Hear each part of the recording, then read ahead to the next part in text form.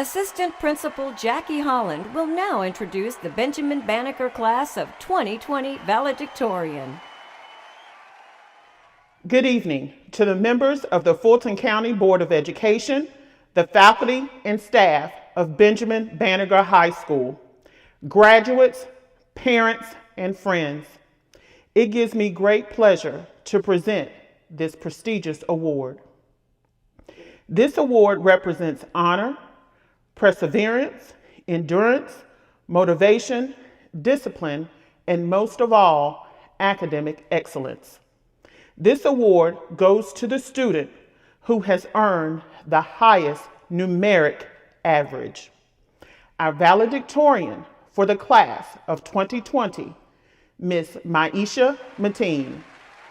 Now, let's welcome the Benjamin Banneke High School class of 2020 Valedictorian, Myesha A. Mateen, as she delivers her commencement address.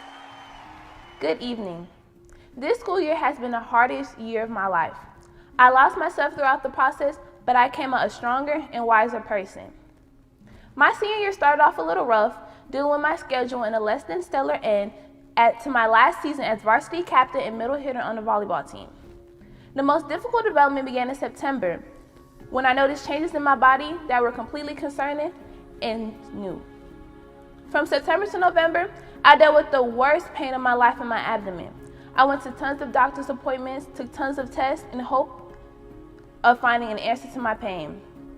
In November, I was diagnosed with Crohn's disease, an inflammatory bowel disease that leads to chronic inflammation of the gastrointestinal tract. It was heartbreaking to hear that I would be dealing with a chronic disease on top of having one kidney. I was born with a polycystic dysplastic kidney, which caused cysts to form in the place of my right kidney. At age 5, my right kidney was removed, and I've had one kidney ever since. If you have ever seen me carry around my infamous water bottle, my kidney is why I carry it every day. It was difficult to cope with the diagnosis. There were times where I couldn't even stand to brush my teeth. I remember the times in class where I opted for the floor to ease the pain I felt, even though sometimes it was for leisure. I remember the pain I felt as I was double over on the floor, knowing I had to catch the school bus in a little over an hour. I shed so many tears searching for a why and dealing with the new developments in my life. I felt like a burden because of the amounts of medical bills every time I got an infusion, which is $5,000 and every 8 weeks. It was a 180 from how I lived my life months before. I am still working to balance the medicine and the pain, but my condition has gotten better. The fear of relapse or Crohn's limiting my life is a constant fear in my head. At the same time, I was applying to college and scholarships.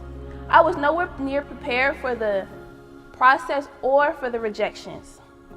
I felt qualified for everything I applied to.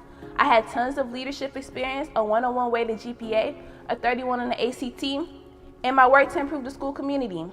It is disappointing, to say the least, reading "We deeply regret" when I opened a scholarship portal or a college portal. It made me question my worth, my abilities, and everything I had done leading up to now. For most of the year, I felt like I had water up to my neck and I was barely staying afloat. I mentioned it a few times to my friends how I felt like there was one long, never-ending scream inside my head. It was the stress and the Crohn's and the statistics like having a single mother and being on child support and living on the south side. I was drained and I wasn't myself no matter how fine I looked. It became harder to focus and I lost motivation. I let opportunities slip away because I was tired and I couldn't fathom fixing that essay or filling out that application.